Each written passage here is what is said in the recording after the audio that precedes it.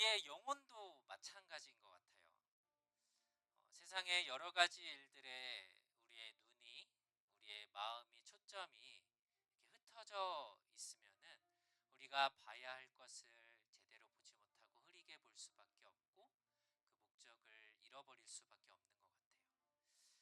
오늘 우리가 이곳에서 한 분, 우리 예수 그리스도께 우리의 초점을 맞추며 우리가 바르게 바라보아야 할 그분께 우리의 눈과 우리의 마음을 집중하여서 우리 초점을 맞출 때 오늘 이 자리 가운데 우리의 예배 가운데 예배의 감격이 은혜가 우리 가운데 더 임할 것입니다.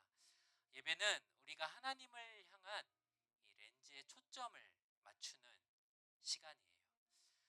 히브리서 12장 2절의 말씀에 보면 믿음의 주요 또 온전케 하시는 이인 예수를 바라보자라고 말씀하고 있어요. 우리 이 시간 다 함께 좀 일어나서 이렇게 기도했으면 좋겠습니다. 하나님, 오늘 우리의 흐트러진 시선을 주님께로 향할 수 있도록, 주님께 초점을 맞출 수 있도록 하나님, 우리의 눈을, 우리의 마음을 주님께 맞추게 하시고 주님을 향할 수 있도록 우리를 도와주시고 오늘 이 예배를 통하여서 주님의 영광을 우리가 선명하게 볼 수 있는 이 시간들 될 수 있게 해달라고 우리의 마음을, 우리의 눈을 주님께만 고정합니다. 주님께만 맞춥니다. 주님, 우리를 받으시옵소서. 우리 같이 한번 기도하겠습니다. 하나님, 감사합니다. 하나님, 오늘 이 시간 우리가 주님 앞에 드리는 이 예배의 자리 가운데 하나님, 우리의 흩어져 있던 우리의 시선들, 우리의 마음들, 하나님 제대로 주님께 맞추지 못하고 있던 하나님, 우리의 눈이 주님을 제대로 볼 수 있게 하시고 우리의 마음이 주님께 향할 수 있도록 하나님, 우리를 도와주시옵소서. 하나님만 우리의 구원자이시며 우리의 전부이신 그 주님 앞에 내 영혼이, 내 마음이, 내 눈이 주님만을 온전히 바라보도록 믿음의 주여 온전케 하시는 그 예수를 우리가 오늘 이 시간 볼 수 있는 은혜를 허락하여 주시옵소서. 하나님만 예배합니다. 주님만 찬양합니다. 우리 함께 주님 앞에 나아가시기 전에 같이 함께 기도하는 시간이 되었으면 좋겠습니다. 하나님 아버지, 오늘도 우리를 예배 자리로 부르심에 감사합니다. 예수님께서 어린 나이에도 아버지의 집에 머물며 하나님을 먼저 두셨던 것처럼 이 시간 우리의 마음과 시선도 다시 주님께 향하게 하여 주시옵소서. 분주했던 생각과 삶의 무게를 내려놓고 예배 가운데 하나님을 가장 먼저 두는 시간이 되게 하시고 우리의 중심이 주님께 다시 맞추어지게 하여 주시옵소서. 이 예배를 통해 우리의 삶이 하나님을 향해 자라가게 하시고 주님의 뜻 안에 살아가는 믿음을 허락하여 주시옵소서. 이 모든 말씀 주 예수 그리스도 이름으로 기도드리옵나이다. 아멘. 환영합니다, 여러분. 또 오랜만에 뵙는 분들도 있고요. 옆에 좌우 그리고 앞뒤 분과 이렇게 인사할 수 있었으면 좋겠는데요. 할렐루야 축복합니다 라고 이렇게 인사할 수 있었으면 좋겠습니다. 할렐루야 축복합니다. 네, 우리 이제 같이 함께 찬양할 시간이 되었는데요. 매번 저희가 앞을 볼 때마다 여러분들의 미소가 보이지 않습니다. 그래서 여러분들의 미소를 조금 더 보기 위해서 제가 광대가 되어도 괜찮으니 여러분들 제 얼굴을 보면서 하하하 웃으시면서 또 하나님을 보면서 찬양할 수 있는 시간이 되었으면 좋겠습니다. 우리 함께 예수보다 더 큰 사랑이 없다라는 것을 저번 주 함께 찬양했던 것처럼 이번 이 시간도 함께 찬양할 수 있는 시간이 되었으면 좋겠습니다.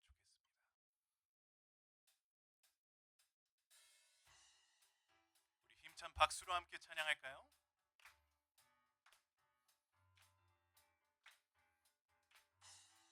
좋습니다.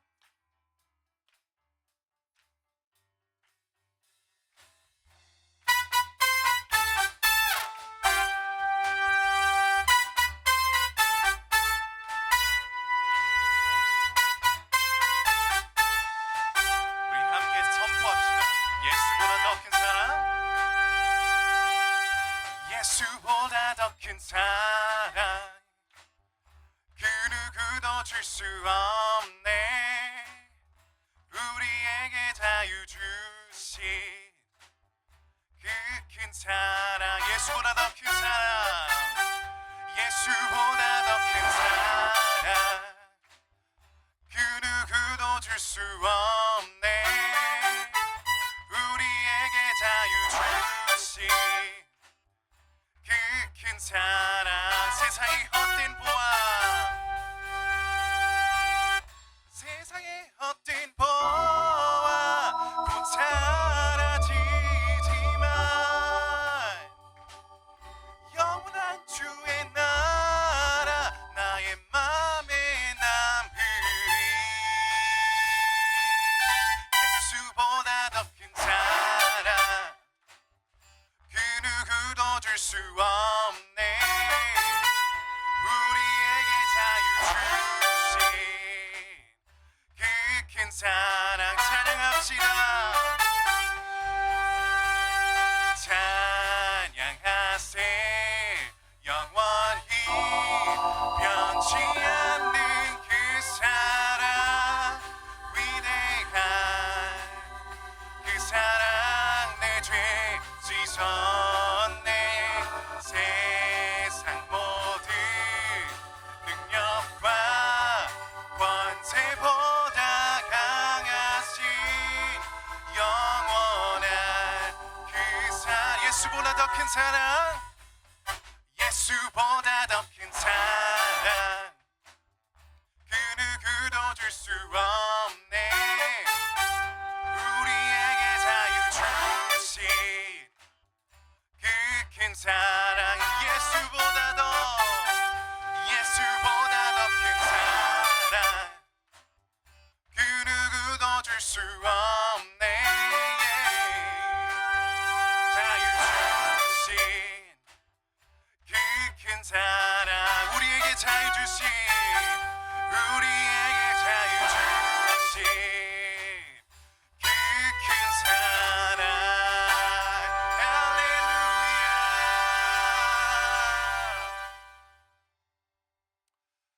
할렐루야. 방금 우리가 되게 신나게 찬양을 했었어야 되는데 여러분들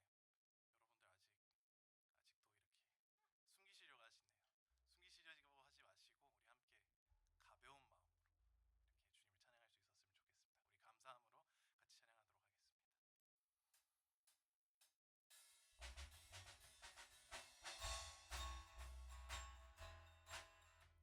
우리 함께 찬양합시다.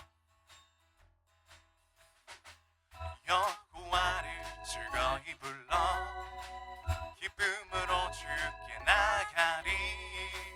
여호와 하나님 난 주의 백성 기르시는 양이라. 한 번 더 찬양해 볼까요?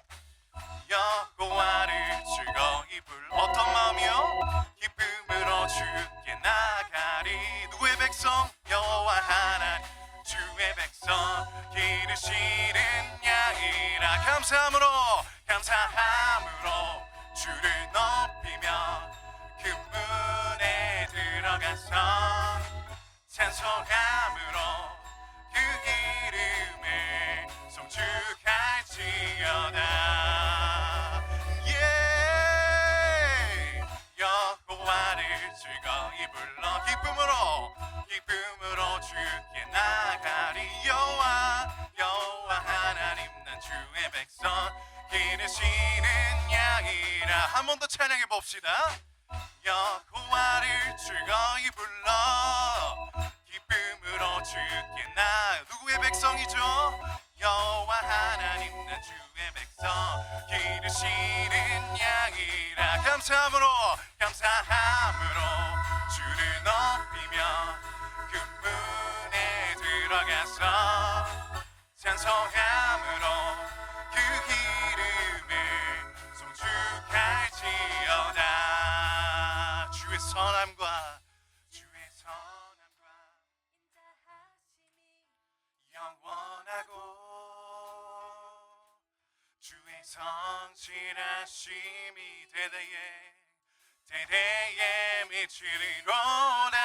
주의 선함과 인자하심이 영원하고 주의 성실하심이 대대에 미치리로다.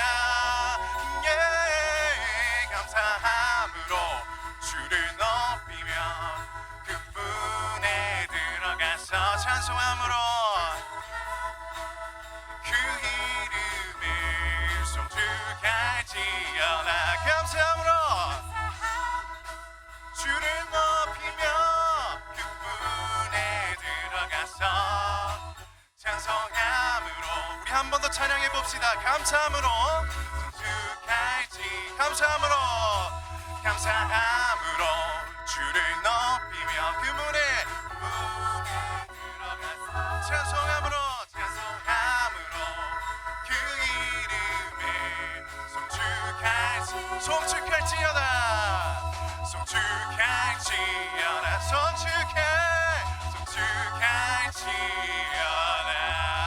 예 주님 영광으로 받으소서. 아멘. 우리 이 시간 다 같이 자리에 앉으셔서 주께서 무리를 걸어오르라고 베드로에게 말했던 것처럼 우리도 지금 이 시간 우리의 믿음을 고백하는 시간이 되었으면 좋겠습니다.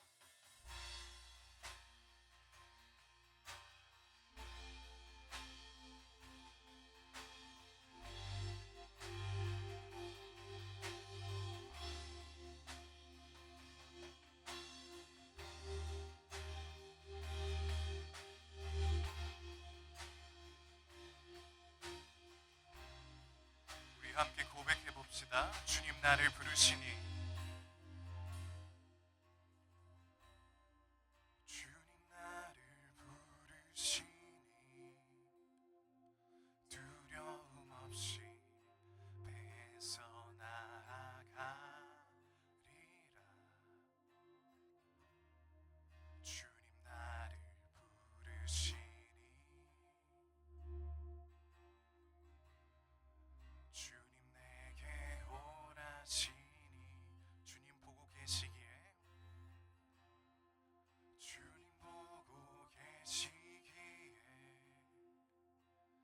의심치 않고 바다를 걸어가리라.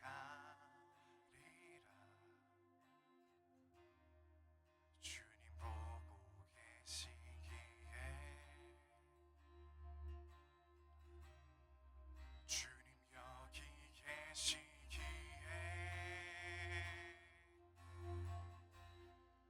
주님 여기 계시기에 이 깊은 바다가 반석이 되고 주님 여기 계시기에 반석 위를 내가 걸어가리라. 주님 여기 계시기에 저 거친 파도가 반석이 되고 주님 여기 계시기에 반석 위를 내가 걷습니다.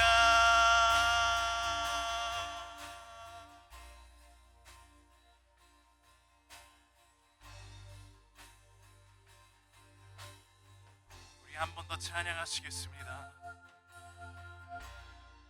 주님 나를 부르시니 두려움 없이 배에서 나아가리라.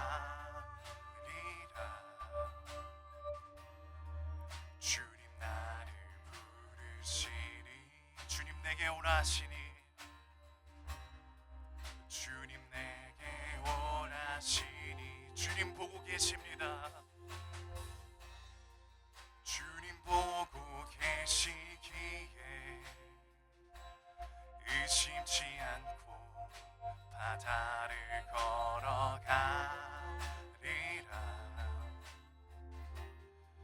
주님 보고 계시기에 주님 여기 계십니다. 주님 여기 계시기에 주님 여기 계시기에 이 깊은 바다가 반석이 되고 여기 계시기에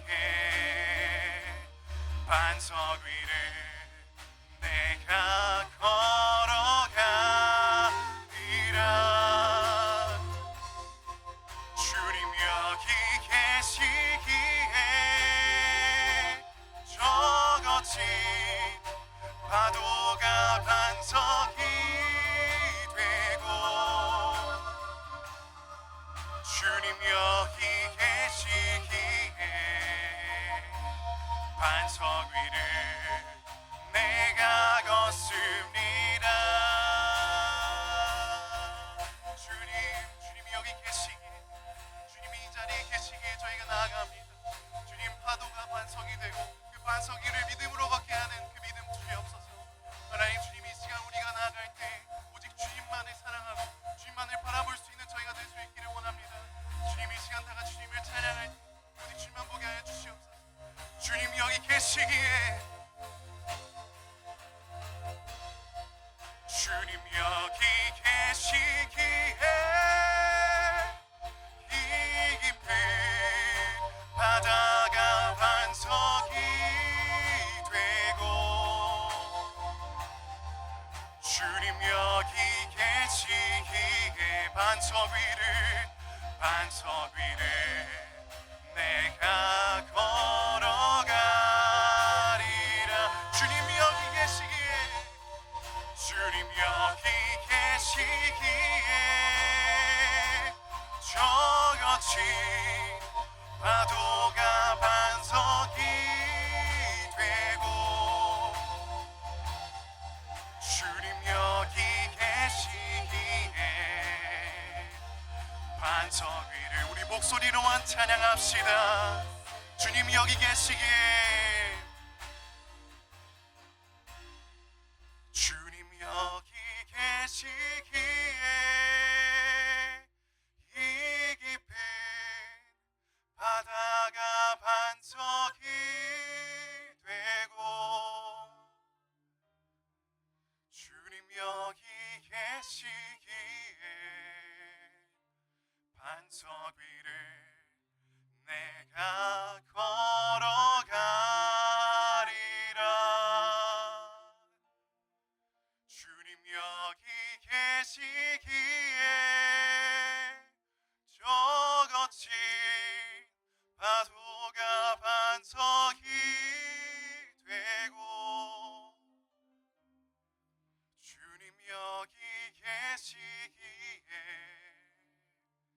반석 위를 내가 걷습니다. 우리 시간 함께 다 같이 눈을 감고 기도하는 시간이 되었으면 좋겠습니다. 주님 여기 계시기에 이 깊은 바다가 반석이 되고 주님 여기 계시기에 반석 위를 내가 걸어갑니다. 또한 주님 여기 분명히 계시기에 저 거친 파도가 반석이 되고 주님 여기 계시기에 반석 위를 정말 제가 걷습니다. 하나님 제가 걷는 것이 아니라 주님께서 이 길과 이 자리마저 주님께서 준비하셨으니 저희의 말씀을 들을 준비가 되게 하시고 이 시간 마음을 열게 하셔서 오직 주님만을 바라보게 해달라고 우리 시간 함께 기도하는 시간이 되었으면 좋겠습니다. 우리 함께 기도하시겠습니다. 하나님 감사합니다. 놀랍고 영원하신 정말 전지전능하신 주님이시여 주님을 영원토록 찬양합니다. 오늘 하루와 이번 주와 그리고 영원의 삶까지 인도하시는 주님이시여 목자 되시는 주님이시여 영원토록 영광 받아 주시옵소서. 오직 주님만이 계시기에 주님이 여기 계시기에 이 깊은 바다가 잠잠해지고 이 깊은 바다가 반석이 되며 하나님 우리가 오직 나아갈 길을 길어주시는 그 주님을 아버지 이 시간 볼 수 있도록 주님께서 허락하여 주시옵소서. 저희의 마음을 여셔서 저희의 눈을 여셔서 주님께서 원하시는 그 말씀이 저희의 마음 가운데 저희의 뇌 가운데 저희의 머리 가운데 이해가 되고 정말 참 감동으로 들어와서 하나님을 사랑할 수 있는 시간이 되게 하여 주시옵소서. 하나님 이 예배가 참 예배가 되게 하셔서 아버지 목사님의 입술을 축복하시고 말씀을 축복하셔서 아버지 목사님을 주님의 말씀 뒤로 숨기시고 오직 주님의 영광만이 이 시간에 있기를 원하니 아버지 주님이 이 예배가 그렇게 될 수 있도록 허락하여 주시옵소서. 하나님 이 시간 아직 주님을 모르는 자들이 많습니다. 하지만 아버지 주님 이 시간 속에 주님을 볼 수 있도록 주님께서 이 예배와 말씀 가운데 허락하시고 하나님 그 무엇보다 오직 영광토록 영원히 무궁토록 찬양받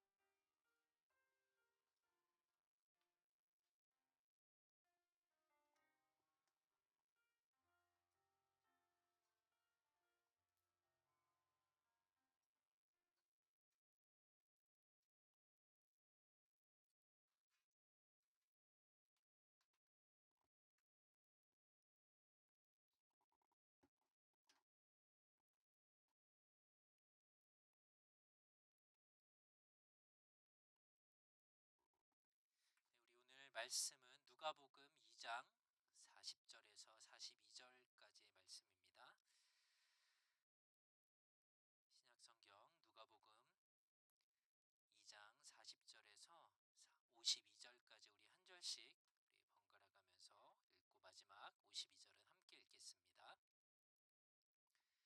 아이는 점점 자라가며 강해지고 지혜가 충만했으며 하나님의 은혜가 그 위에 있었습니다.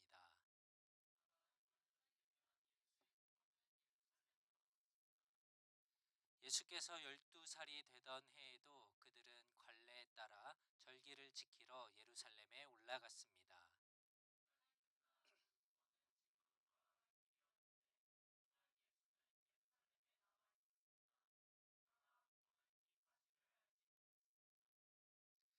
그들은 예수가 일행 속에 있으리라 생각하고 하룻길을 가다가 그제야 친척들과 친구들 사이에서 예수를 찾기 시작했습니다.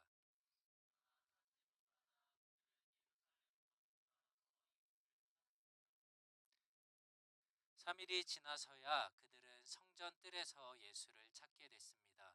그는 선생들 가운데 앉아서 이야기를 듣기도 하고 묻기도 하고 있었습니다.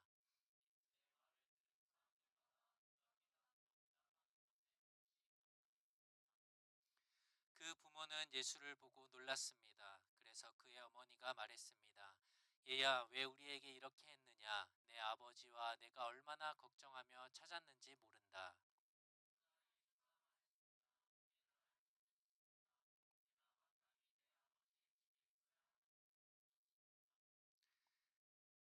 그러나 그들은 예수가 하는 말을 깨닫지 못했습니다.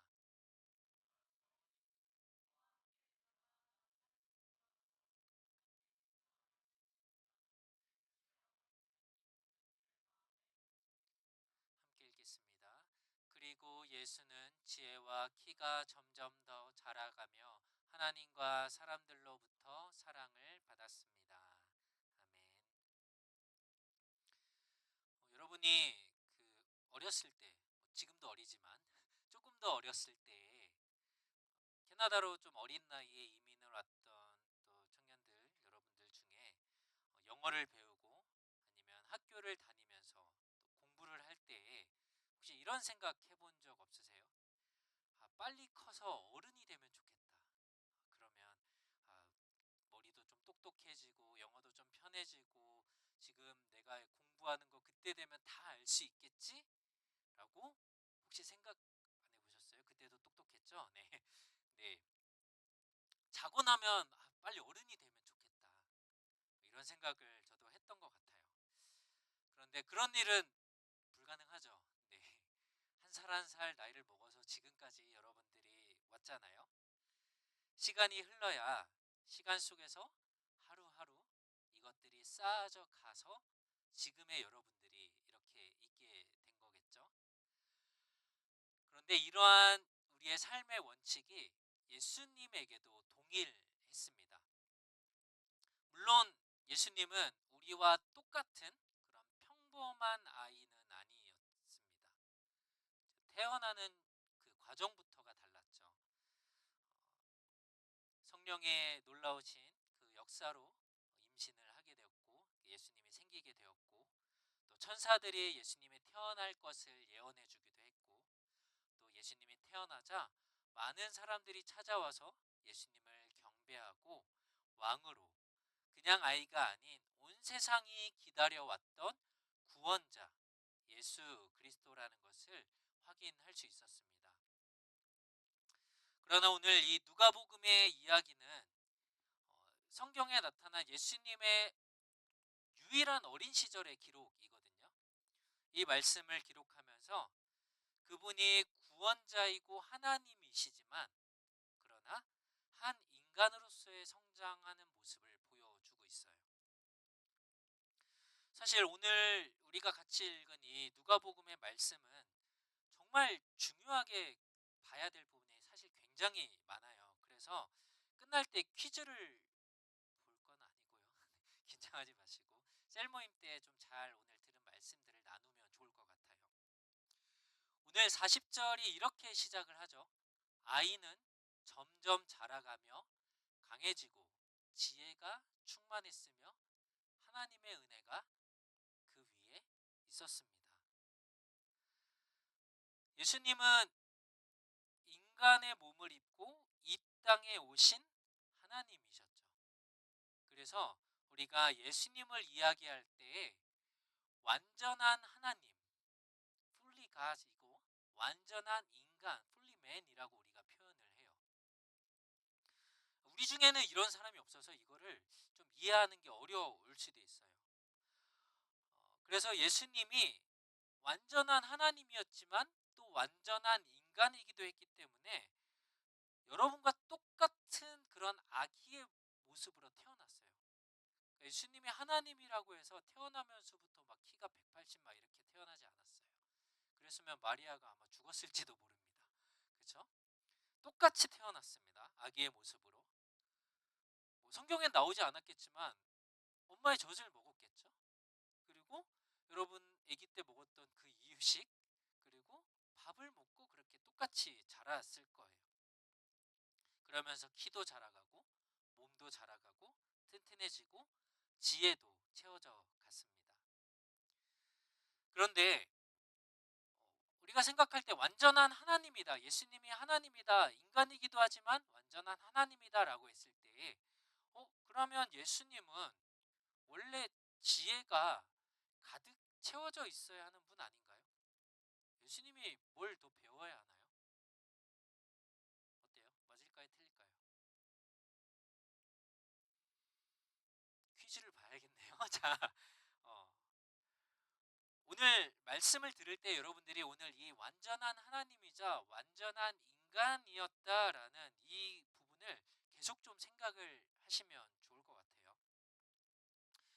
예수님은 완전한 하나님이시기 때문에 그 안에 지혜가 사실 충만하게 완전히 가득 채워져 있는 분이 맞죠.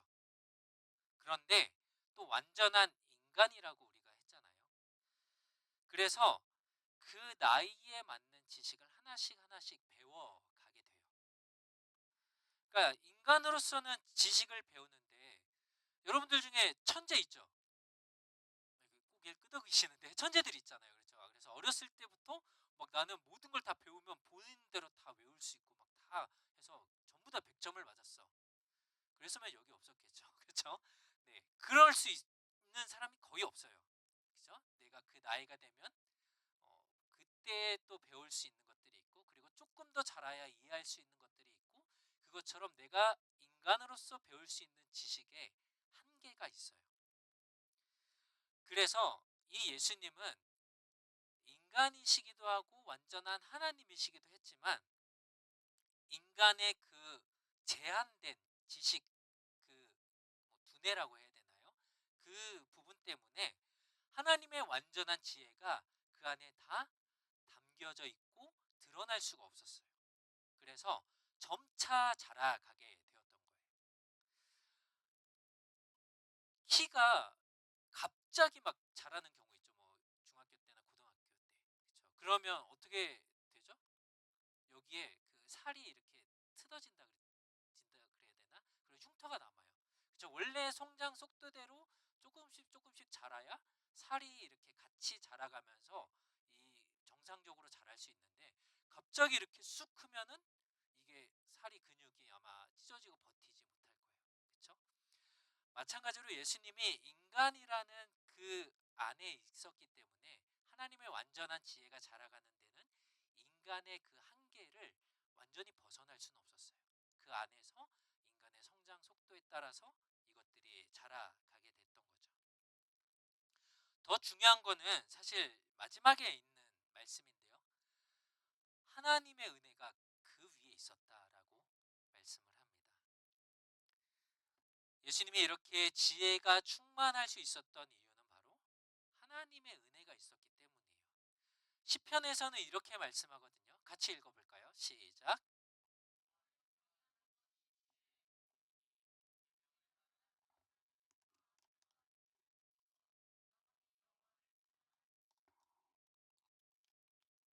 여호와를 경외하는 것이, 하나님을 아는 것, 하나님을 예배하는 것이 지혜의 뿌리다, 근본이다라고 성경은 분명히 말씀하고 있습니다.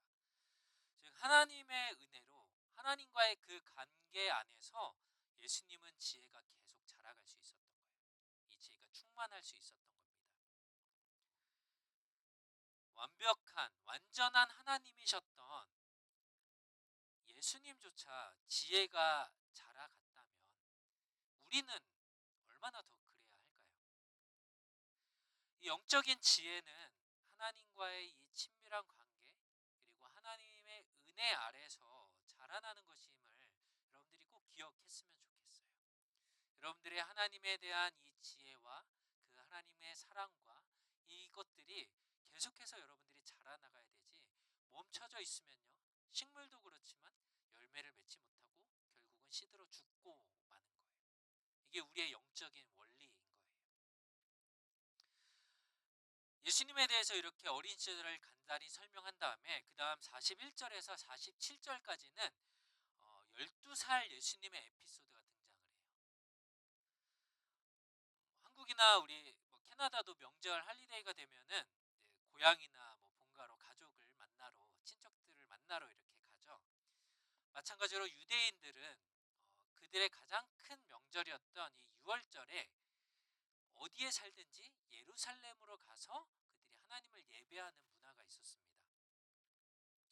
그래서 마리아와 요셉도 해마다 이렇게 했다라고 오늘 성경은 기록을 하고 있는데요.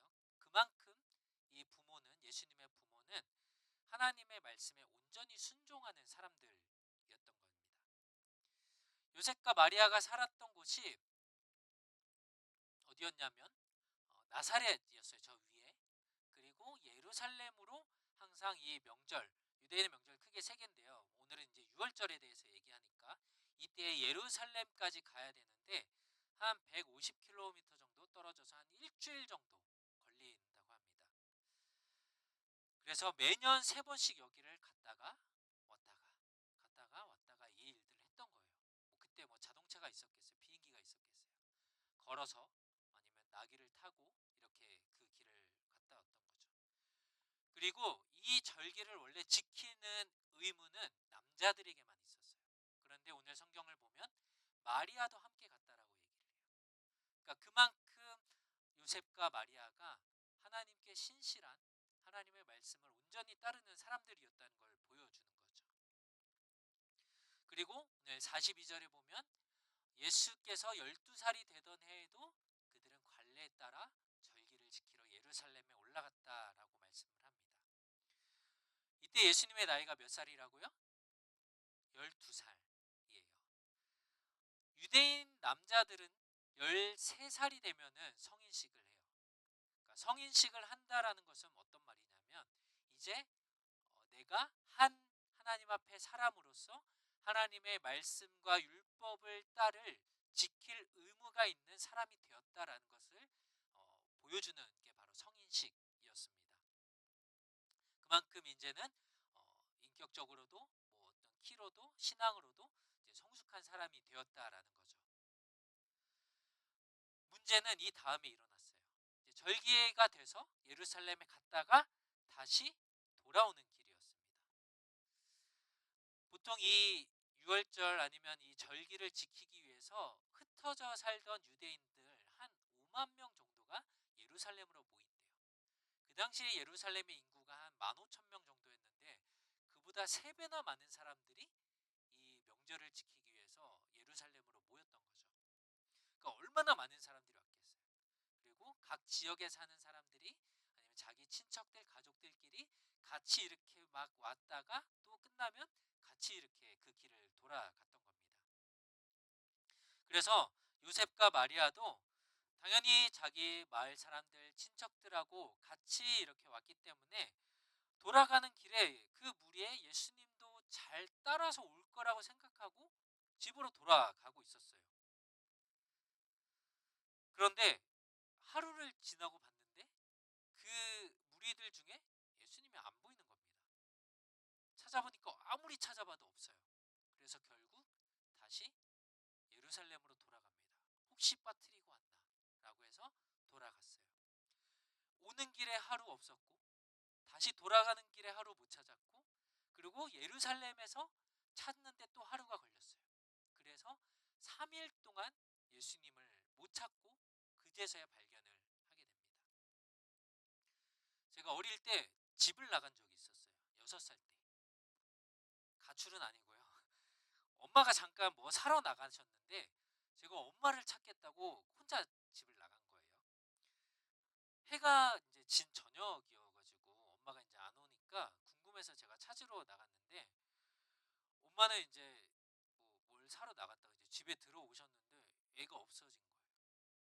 그래서 온 동네를 돌아다니면서 한참 어머니가 막 찾으셨대요. 안 보여서 이제 지나가는 동네 사람들한테도 물어보고 요만한 아이 못 봤냐 계속 물어봤는데 여기저기 다 가봤는데 저를 찾으셨어요. 이 노래방 불빛이 제가 신기해가지고 요 앞에 쪼그려 앉아서 이거를 쳐다보고 있었더래요. 어머니가 얼마나 놀라셨는지 뭐 말 안 해도 뭐 뻔하죠. 아마 마리아와 요셉이 이런 마음이었을 겁니다. 집으로 가다 보니 아이가 없어졌어요. 12살짜리가. 물론 이제 성인식을 앞두고 있었지만 그래도 아이잖아요. 마리아와 요셉이 예수님을 찾고 나서 너무나도 놀라서 아이에게 이렇게 얘기를 합니다. 어머니가 마리아가 얘기를 하죠. 얘야 왜 우리에게 이렇게 했냐. 내 아버지와 어머니가 내가 얼마나 걱정하며 찾았는지 모른다. 뭐 부모니까 당연히 이런 걱정하는 마음이 있었겠죠. 예수님이 왜 엄마 아빠를 안 따라왔을까요? 다른 친구들하고 거기 놀다가 길을 잃어버렸나요? 아이스크림 사 먹다가 엄마 아빠 어디 갔는지 못 찾았을까요? 아니죠. 예수님은 성전에 있었어요. 우리 46절 함께 읽어봅시다. 시작.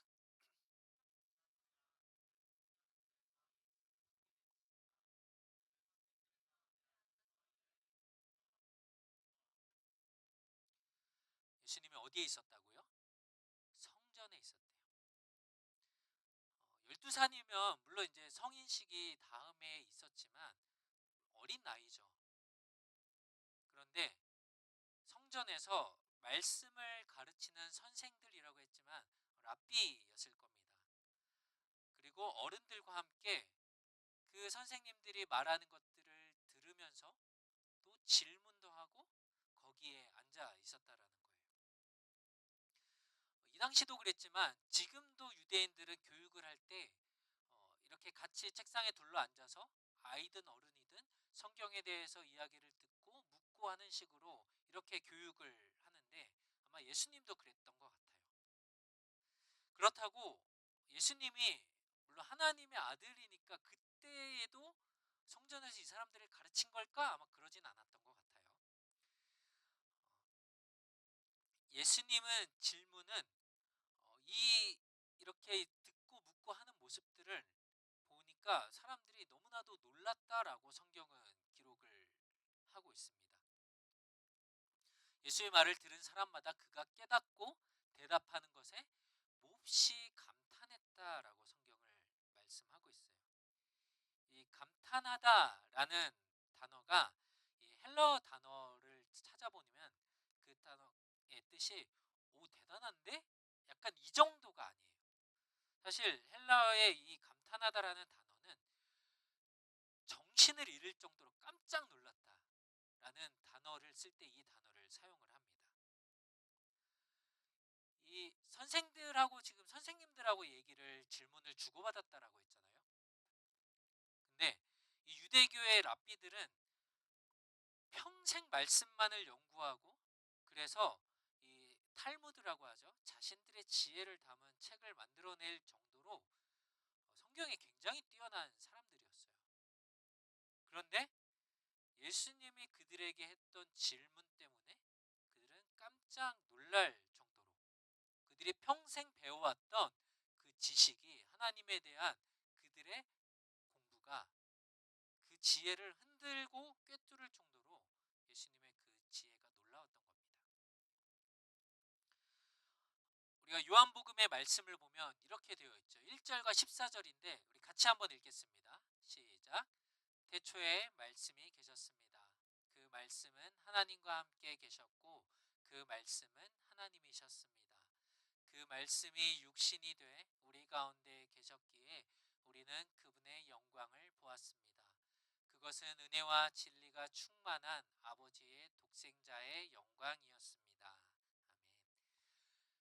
태초에, 그러니까 세상이 만들어지기 전에 말씀이 있었다. 그런데 하나님과 함께 계셨다. 그러니까 말씀과 하나님은 지금 따로인 거죠. 그런데 14절에 보면 그 말씀이 육신이 되어서 우리 가운데 계셨다. 이 말씀은 누구를 얘기하는 거예요? 예수님을 말씀하는 거죠. 그러니까 한마디로 예수님을 다르게 설명을 하면 예수님은 말씀으로 가득한 분이신 거예요. 그 말씀이 곧 예수님 하나님이셨으니까.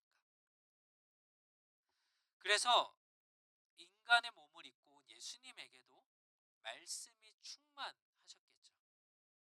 그리고 아까도 얘기한 것처럼 하나님과의 계속되는 이 친밀한 교제 속에서 이 배웠던 지혜로 이 선생님들의 가르침을 뛰어넘을 정도로 압도했던 겁니다. 사랑하는 여러분, 이 지혜는 우리가 세상의 어떤 정보를 그냥 얻는 것이 지혜가 아니에요. 지혜는 우리가 하나님의 말씀에 머무를 때, 그 마음 안에 우리가 있을 때에 우리에게 주어지는 것이 바로 지혜예요.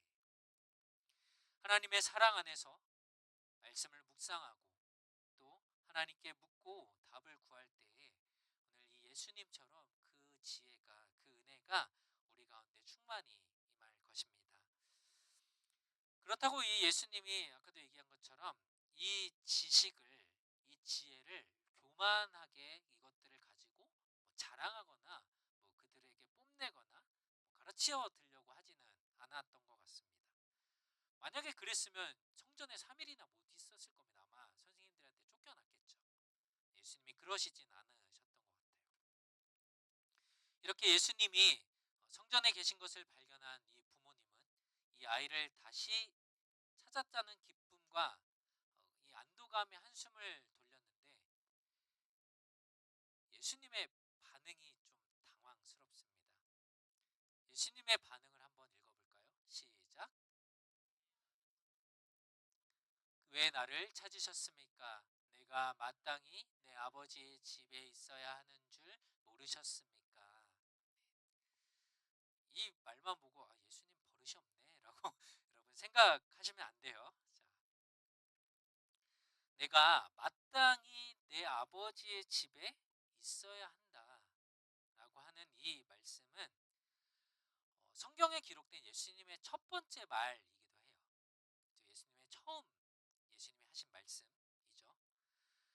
그런데 이 말은 예수님이 자신이 누구신지 자신의 정체성을 분명히 하게 드러낸 말씀이죠. 이 당시의 성전은 하나님이 살아계시는, 하나님이 임재하시는 장소였고, 그래서 그곳은 하나님의 집이라고 여겨졌습니다. 그리고 예수님은 여기가 하나님의 집이고 나는 하나님의 아들이기 때문에 내가 지금 이 집에, 아버지의 집에 있는 것은 당연한 거다 라고 이렇게 말씀을 하신 거예요. 여기에 이 마땅히라고 한 이 단어가 헬라어의 데이라는 단어가 쓰여 있는데요. 이 단어가 예수님의 삶 전체에서 계속해서 사실 반복이 됩니다. 하나님의 일, 복음을 전파하는 일을 마땅히 계속하시고 예수님은 마땅히 고난을 받으셔야 했고 마땅히 죽임을 당하고 마땅히 살아나셔야 했습니다. 예수님이 하신 이 모든 일들은 모두 한 가지, 즉 거룩한 목적과 방향 아래 있었어요. 예수님이 비록 12살이라는 어린 나이였지만 마땅히 자기의 사명, 자기의 존재, 정체성, 아이덴티티를 가지고 살아가셨어요. 부모님을 따라가지 않고 3일이나 성전에 있었던 이 모습이 철없는 어떤 아이의 행동이 아니라 마땅한 자신의 삶에 대한 모습, 반응이었던 겁니다. 여러분은 하나님의 자녀로 마땅히 해야 할 일, 여러분들이 마땅히 있어야 할 곳에 여러분 그렇게 살아가고 계시나요? 사실 이 자리에 계신 여러분들은 제가 볼 때 너무 잘하고 계신 거예요. 우리 옆 사람한테 한번 말해 주실래요? 너 하나님의 자녀로 잘 살고 있어.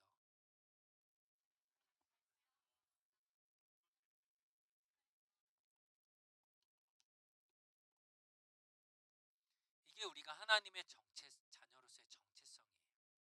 우리가 우리의 정체성을 이것을 잃어버리는 순간 우리는 하나님의 목적과 상관없이 내가 누군지도 모르고 계속해서 이걸 고민해야 하고 또 헤매며 살 수밖에 없어요. 우리가 하나님의 자녀로 이 정체성을 가지며 살아가려면 오늘 예수님이 그러셨던 것처럼 하나님과의 그 교제 안에서 하나님의 그 말씀 안에서 지혜가 자라가고 그 은혜가 그 삶 위에 충만할 때에 우리는 삶의 방향을 목적을 잃지 않고 살아갈 수 있는 거예요. 그런데 이 말을 들었던 부모님 마리아와 요셉은 이 말이 무슨 말인지 다 이해하지를 못합니다. 뭐 그럴 만도 하죠. 얘가 내 아들로 잘 자라고 있었는데 갑자기 성전에서 얘를 찾았더니 내가 내 아버지의 집에 있는데 왜 그러십니까? 라고 하니까 부모님의 입장도 뭐 그럴 수 있을 것 같아요. 당황했겠죠. 그런데 마리아가 그 어머니가 예수님이 얘기한 이 말이 다 이해되지 않았는데 이렇게 생각을 합니다. 예수의 어머니는 이 모든 일을 마음에 간직했다라고 성경은 말씀을 해요. 마리아가 다 이해가 되지 않았지만 그러나 예수님이 태어날 때도 사실 그랬죠. 내가 남편이 될 요셉과 관계를 가지지 않았는데 임신을 한다라는 그 천사의 말이 어떻게 이해가 됐을까요? 이해가 될 수가 없죠. 그럼에도 그는 하나님의 일이라고 믿고 이것들을 마음에 둡니다. 오늘 이 예수님의 12살의 이야기도 마찬가지였어요. 예수님이 한 말이 내가 아버지의 집에 있어야 되는데 왜 그러십니까? 내 아들인데 얘가 왜 이러지? 이해가 되지 않았지만 그러나 이 모든 일을 마음에 간직합니다. 여러분들이 하나님의 말씀을 읽을 때, 때론 설교를 들을 때, 하나님의 말씀을 묵상할 때에 때론 이해가 되지 않고 받아들여지지 않을 때가 분명히 있을 거예요. 그리고는 그냥 무시해버리고 내 생각이 옳다고 그냥 내 마음대로 해야지라고 할 때도 있을 겁니다.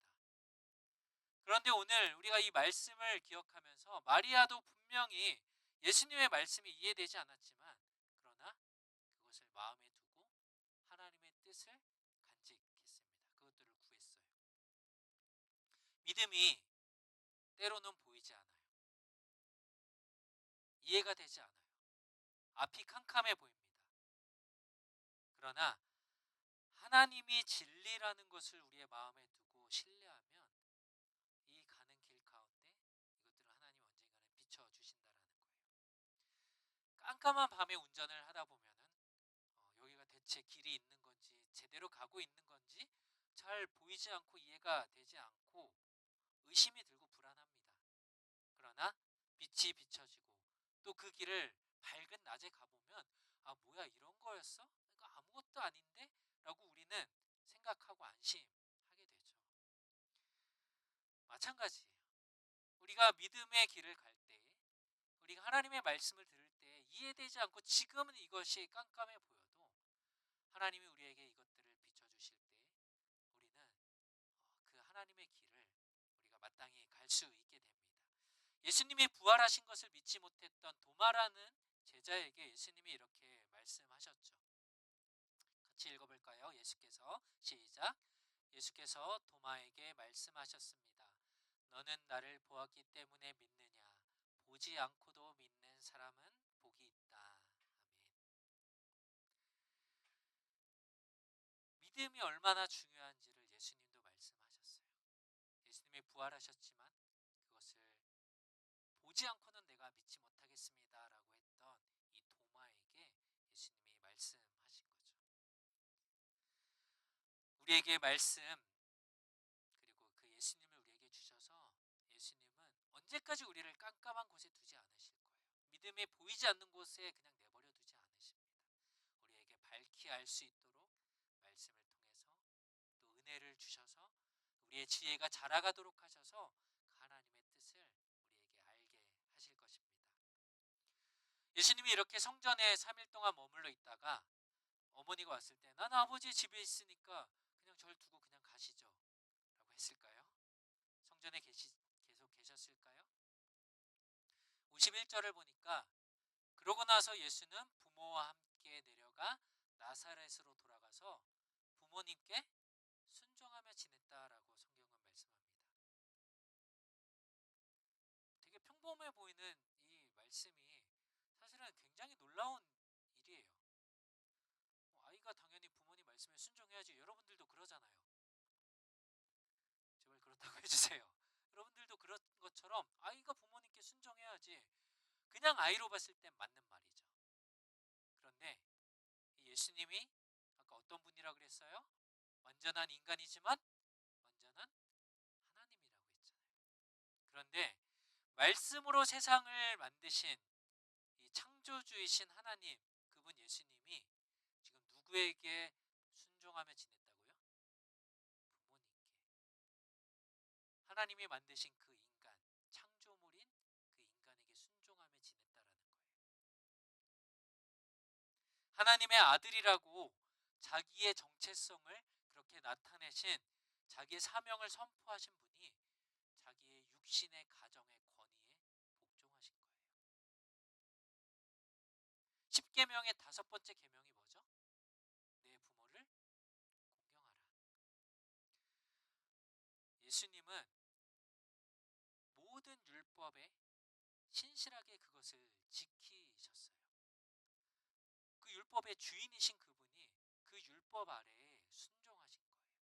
그 아래에 복종하신 거예요. 예수님은 십자가를 지시는 것에만 하나님의 뜻에 순종하신 것이 아니라 그 삶의 하나하나 전부를 다 순종하시고 복종하며 그 평생을 살아가셨어요. 그리고 하나님의 뜻을 이루려고 하셨습니다. 이렇게 예수님이 어린 나이에 그 삶을 이런 모습을 살아갔을 때에 그 예수님은 어떤 사람이 되었느냐. 오늘 마지막 52절을 보면 오늘 처음 40절과도 비슷한 말씀인데요. 같이 읽어봅시다. 시작. 하나님과 사람들로부터 사랑을 받았습니다. 아멘. 예수님은 지혜가 그리고 키가 완전한 인격과 또 하나님의 그 모습이 그 안에 계속해서 자라나가면서 하나님으로부터 사람으로부터 사랑을 받았다라고 오늘 성경은 말씀하고 있습니다. 사랑하는 여러분, 여러분들은 하나님의 자녀라는 이 정체성들을 기억하며 살아가고 있나요? 예수님이 하나님과의 그 관계 속에서 하나님을 온전히 신뢰하며 순종하며 살아갔을 때에 그 지혜와 키가 자라갔다라고 성경은 말씀하고 있어요. 예수님이 이렇게 하나님의 사랑 안에서 그 관계 속에서 지혜와 키가 자라갔다면 마땅히 우리도 그렇게 자라가야 할 거예요. 오늘 말씀을 좀 기억하면서 우리가 이렇게 같이 기도했으면 좋겠는데요. 여러분들도 예수님과 같이 그렇게 그 지혜와 그 삶이 자라가고 계시나요?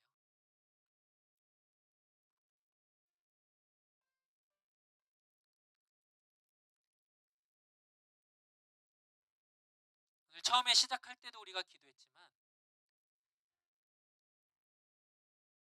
나의 눈을, 나의 마음을 예수님께 그 포커스를 맞추지 않고 살아가면 우리는 여전히 뿌연 안개 속을 걷는 것처럼 내가 가야 할 길이 어디인지, 내가 무엇을 하며 살아야 되는지, 내가 이 공부는 왜 하고 있는지, 내가 이 직장을 계속 다녀야 되는지 말아야 되는지 평생 그렇게 고민하며 살 거예요.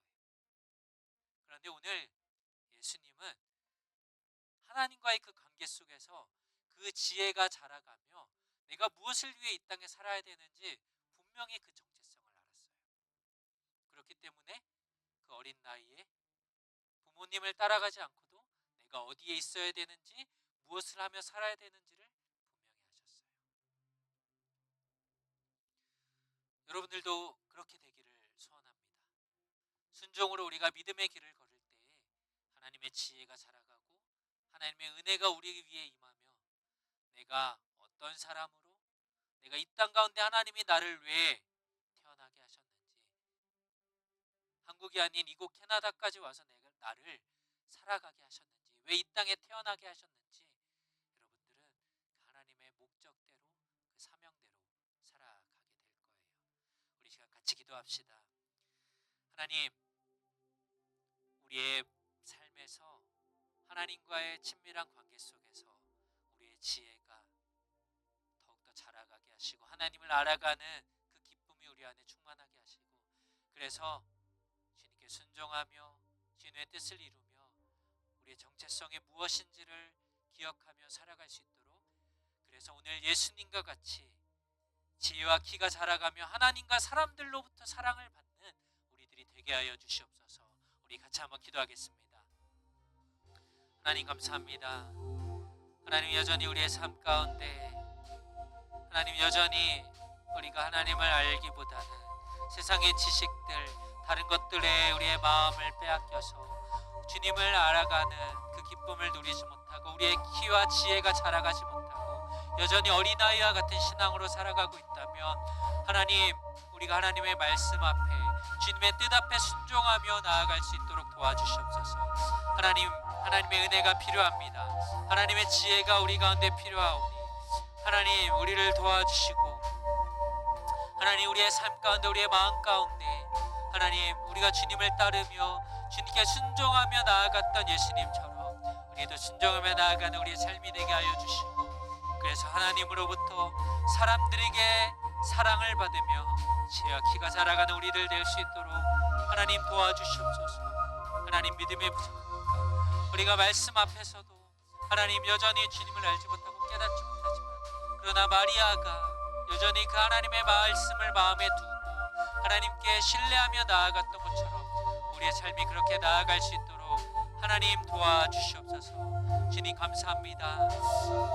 하나님의 마음을 하나님 우리에게 주시고 믿음으로 걸어갈 수 있도록 주님 도와주시옵소서.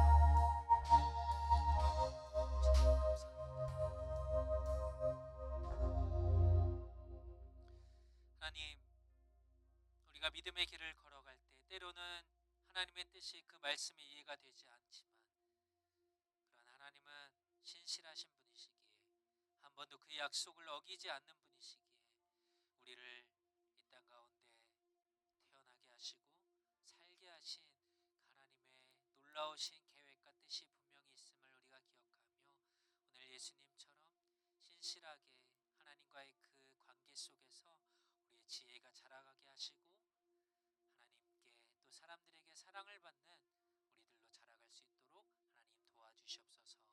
감사드리며 예수님의 이름으로 기도드립니다. 아멘. 우리 함께 일어서서 마지막 찬양하시고 축도하고 예배 마치겠습니다.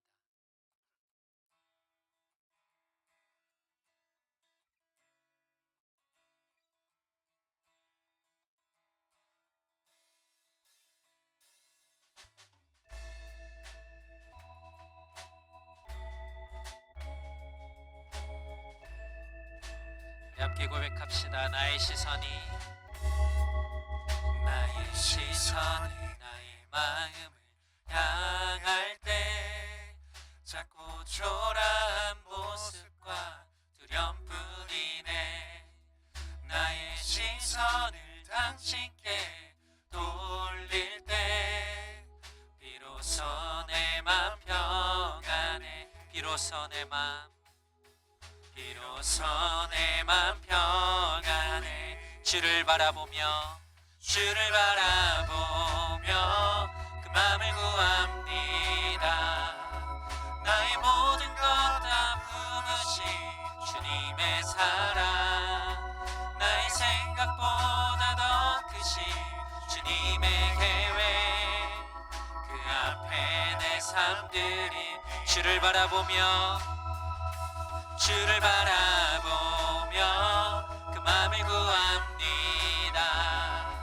나의 모든 것 다 품으신 주님의 사랑, 나의 생각보다 더 크신 주님의 계획, 그 앞에 내 삶들, 주님께 내 삶들입니다. 주님께 내 삶들입니다.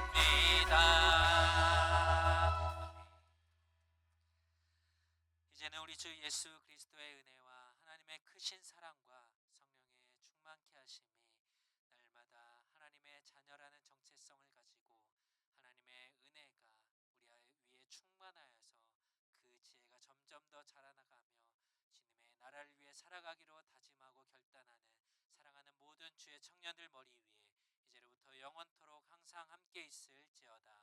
아멘.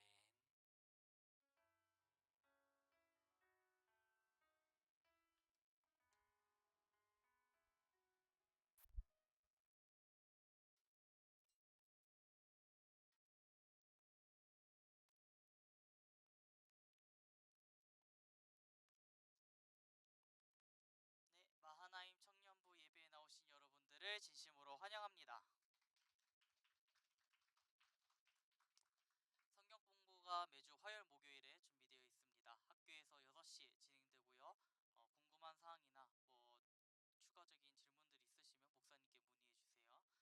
그리고 예배를 위한 기도 모임이 예배 전 6시 반에 본당에서 준비되어 있습니다.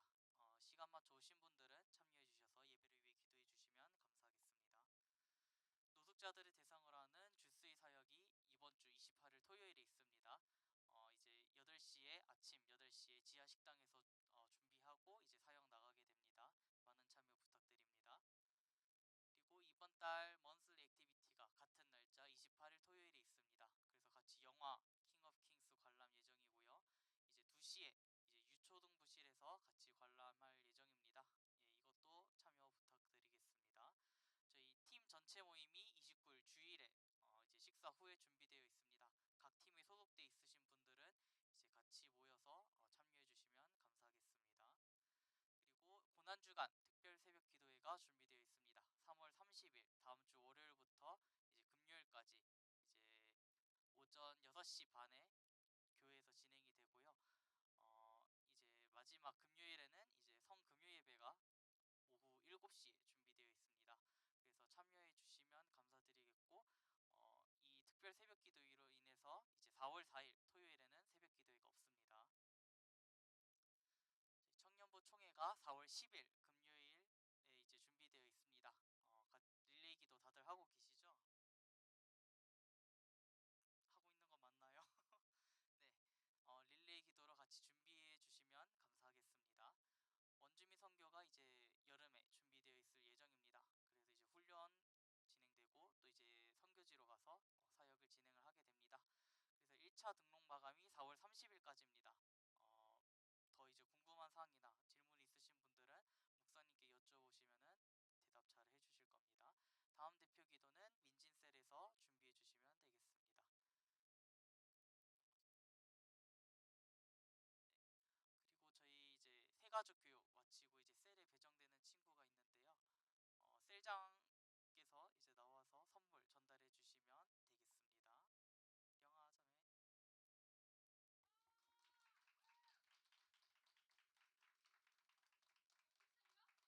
영아 자매.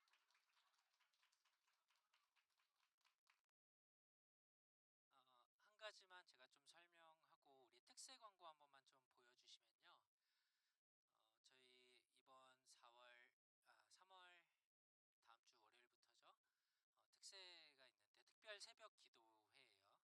그 다음 주부터 우리가 예수님이 마지막 그 십자가를 지시기 위해서 예루살렘으로 들어가셔서 마지막 6일을 보내시고 그 다음에 붙잡혀서 십자가에서 죽으시고 또 부활하신 날을 우리가 기념하는 날, 그 주간이 고난 주간입니다.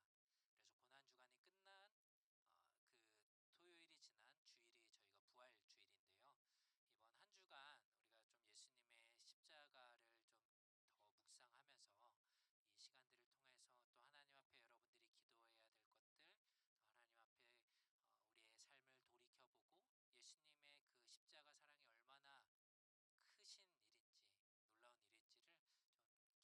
시간들이 됐으면 좋겠어요. 아마 그래서 뭐 매일 오기